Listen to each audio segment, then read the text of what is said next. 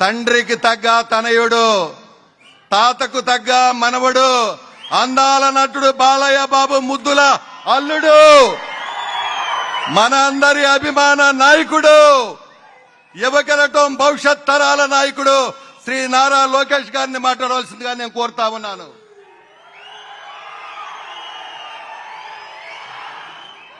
నా ప్రసంగం ప్రారంభించే ముందల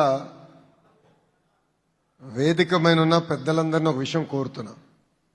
మనం ఎప్పుడు ప్రసంగం ప్రారంభించే ముందల జై తెలుగుదేశం అని చెప్పిన తర్వాతనే మన ప్రసంగం ప్రారంభించాం. ఇది ఎందుకు చెప్తున్నానంటే ఆ పసుపు జెండా లేకపోతే మనం లేము. ఆ పసుపు జెండా మోసే కార్యకర్తలు లేకపోతే వేదికమైన మేము కూర్చునే పరిస్థితి ఉండదు. 2019 నుంచి 24 వరకు అనేక ఇబ్బందులు పెట్టారు, కేసులు పెట్టారు.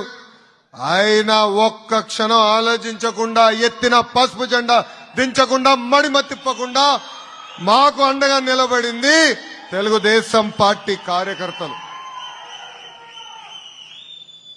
విశ్వవిఖ్యాత నడ సార్వభౌమ స్వర్గశ్రీ నందమూరి తారక రామారావు గారు ఏ ముహూర్తంలో పార్టీ స్థాపించారో తెలీదు. ఆ ముహూర్త బలం అద్భుతమైన బలం, అద్భుతమైన ముహూర్తం. ఇది నేను ఎందుకు చెప్తున్నానంటే ఓటమి మనకు కొత్త కాదు, ఓడిపోయిన దగ్గరనే గెలుస్తాం కూడా మనకు కొత్త కాదు. ఎంతో మంది ఎన్నో మాటలు అన్నారు, తెలుగుదేశం పార్టీ లేకుండా చేస్తా అన్నారు. వాళ్ళ పరిస్థితి ఏమైందో నాకన్నా మీకే బాగా తెలుసు. అన్న ఎన్టీఆర్ జన్మించిన గొప్ప నేల ఈ కృష్ణా జిల్లా నేల. అసలు ఈ నేలలోనే ఏదో వైబ్రేషన్ ఉందబ్బా. మీ పట్టుదలనే వేరు, మీ పౌరుషమే వేరు. ఆనాడు యువగలం పాదయాత్రలోనే వచ్చినప్పుడు చాలా మంది నాకు చెప్పారు, మీకు డేట్ మారుతుంది, మీరు మరీ చాలా స్పీడ్గా వెళ్ళొచ్చు అనుకుంటున్నారన్నారు.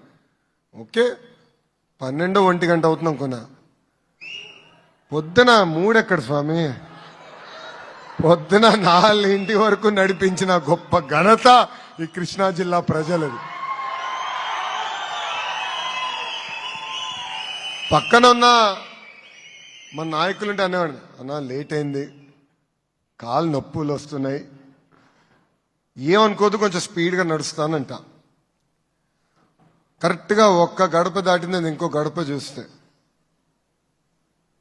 ప్రత్యేకంగా మన పెనమలూరు నియోజకవర్గంలో చూస్తే ప్రజలందరూ బయటికి వచ్చి పిల్లలతో వచ్చి ఆలస్యమైన పరుపులు వేసుకుని పడుకుని లోకేష్ ఎప్పుడు వస్తారా అని చూసారే, ఎదురు చూసారే. అది జీవితాంతం నా గుండెల్లో నేను గుర్తుపెట్టుకుంటానని ఈ సభాముఖం మీ అందరికీ తెలియజేస్తున్నా. పాదయాత్రలో మనం అందరం పడిన కష్టాలు నాకు ఇప్పటికీ గుర్తుంటుంది. ఎప్పుడన్నా బాగా అలసిపోయిన ఫీలింగ్ వస్తే ఆ పాదయాత్ర పుస్తకం తిరిగేస్తా. అది చూసినా నాకు అర్థం అవుతుంది, ఇంత చేశాం, ఇంత సిస్టమేటిక్గా నడిచాం. 226 రోజులు 3132 కిలోమీటర్లు నేను పాదయాత్ర చేశానంటే దానికి కారణం మా తెలుగుదేశం పార్టీ కార్యకర్తలు. రోడ్డుపైకి వచ్చారు, నిలబడ్డారు. వాళ్ళు ఎవరన్నా వచ్చి నా పైన దాడి చేయాలంటే సినిమా చూపించారే, అది నేను ఏనాడు మర్చిపోలేనని మా కార్యకర్తలందరికీ తెలియజేస్తున్నా. పెనమలూరు నియోజకవర్గం డీలిమిటేషన్ తర్వాత ఉయ్యూరు పెనమలూరు కలిసినాయి. 10 సార్లు మనం పోటీ చేస్తే 6 సార్లు గెలిచాం. గెలిచినప్పుడు ఎప్పుడు భారీ మెజార్టీతో గెలుస్తాం, ఓడిపోయినప్పుడు స్వల్ప మెజార్టీతో మనం ఓడిపోతాం జరిగింది. అంటే ఎక్కువ శాతం సార్లు మనం మన నియోజకవర్గాన్ని గెలుచుకున్నాం. మన ఎమ్మెల్యే గారి గురించి కూడా చెప్పాల్సిన అవసరం చాలా చాలా ఉంది. మీరు టైగర్ అంటున్నావు భయ్యా, నేను బుల్లెట్ అంటున్నాను.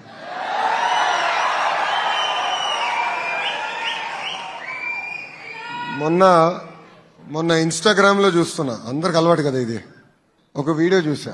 ఒక వ్యక్తి తాగి రోడ్డు పైన పడిపోయి ఉన్నాడు. ఈయన బుల్లెట్ దిగి గట్టిగా 2 కొట్టాడని. అరే నువ్వు ఇటు తాగి పడిపోతున్నావు రోడ్డు పైన, మీ పిల్లల భవిష్యత్తు ఏంటి? పొరపాటున నీకేమవుతుంది, మీ భార్యకి ఏమనుకుంటుంది, మర్చిపోయావా నువ్వు అని గట్టిగా 2 బీకాడు. మళ్ళీ ఇంకోసారి చూసా, పారిశుద్ధ కార్మికులు ఎక్కడో సరిగా క్లీనింగ్ చేయకపోతే ఇదేదో నా బాధ్యత అని చెప్పి బుల్లెట్ ఎక్కి వెళ్ళి అక్కడ పారిశుద్ధ్యం కార్మికుల చేత కూడా పని చేపించిన గొప్ప ఎమ్మెల్యే మన బోదే ప్రసాద్ గారు. కార్యకర్తలు కూడా అందుబాటులో ఉంటూ, కార్యకర్తల సమస్యలు ఎప్పుడున్నా, ఒకవేళ పార్టీ అందరి సమస్యలు తీర్చలేకపోయినా ఆయన నిలబడి అవసరమైతే 2 రూపాయలు ఆయన జోబు నుంచే ఖర్చు పెట్టే గొప్ప గుణమున్న వ్యక్తి బోడే ప్రసాద్ గారు. ఇది మీ అందరికి ఎందుకు చెప్తున్నానంటే, సత్యనారాయణ గారు అని ఒక సీనియర్ కార్యకర్త ఇంటికి వెళ్ళా. ప్రసాద్ గారు కూడా చెప్పలేదు నేను వెళ్తున్నాను, బహుశా పొద్దున్న తెలిసి ఉంటుంది ఆయనకి. ఆ కార్యకర్త గురించి నేను తెలుసుకున్నా. వెళ్ళినప్పుడు ఆయన అన్నాడు, నాకు కిడ్నీ వ్యాధి వచ్చినప్పుడు మనం ప్రతిపక్షంలో ఉన్నాం, ఆనాడే ప్రసాద్ గారు నాకు ఆర్థిక సహాయం చేసి ఈ రోజు నన్ను కాపాడాడు బాబు అని సత్యనారాయణ గారు చెప్పారు. సో ప్రసాద్ గారు, పనిచేసే వాళ్ళకి ఎక్కువ రాళ్ళ దెబ్బలు తగులుతూ ఉంటాయి, దానికి అద్భుతమైన ఉదాహరణ నేనే. ఎంత ఎక్కువ పని చేస్తే అంత ఎక్కువ బాధ్యత పెరుగుతుంది. మీ అందరు తెలుసు, మొన్న జరిగిన మహానాడులో అంటే 2025 మహానాడులో మారిన కాలానికి 6 శాసనాలు మనం కొత్తవి ప్రవేశపెట్టాం. దాంట్లో మనసుకు దగ్గరున్న శాసనం కార్యకర్తనే మా అధినేత అని. ఇది కేవలం మాటల్లో కాదు. ఒక పక్కన గౌరవ ముఖ్యమంత్రి చంద్రబాబు నాయుడు గారు కానివ్వండి, ఇంకో పక్కన మీ లోకేష్ కానివ్వండి, ఎప్పుడన్నా నియోజకవర్గానికి వచ్చినప్పుడు అధికార కార్యక్రమం ముందల గాని అధికార కార్యక్రమం తర్వాత గాని కార్యకర్తల్ని కలిసిన తర్వాతనే నేను తిరిగి ప్రయాణం చేస్తాం జరుగుతుంది. కార్యకర్తలు లేకపోతే తెలుగుదేశం లేదు.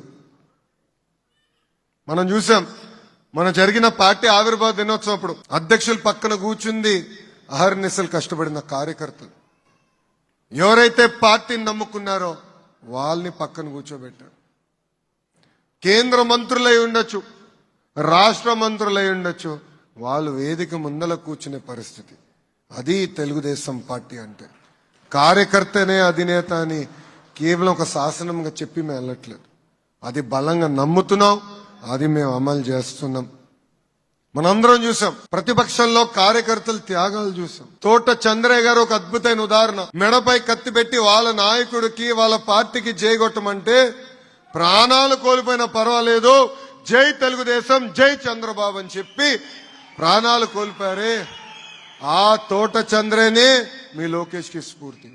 ఈ రోజు నేను గర్వంగా చెప్పగలుగుతున్నా, చట్టాలు సవరణ చేశాం.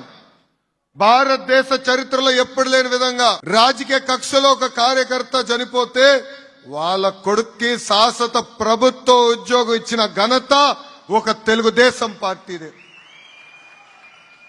వాళ్ళ అబ్బాయికి ఈరోజు మేము ఉద్యోగం ఇచ్చాం. ముందలకి నడిపిస్తున్నాం ఆ కుటుంబాన్ని నేను ఇప్పటికీ కలుస్తా ఉంటా. ఇంకో పక్కన ఒక తాత ఉన్నాడు, గుర్తున్నాడా?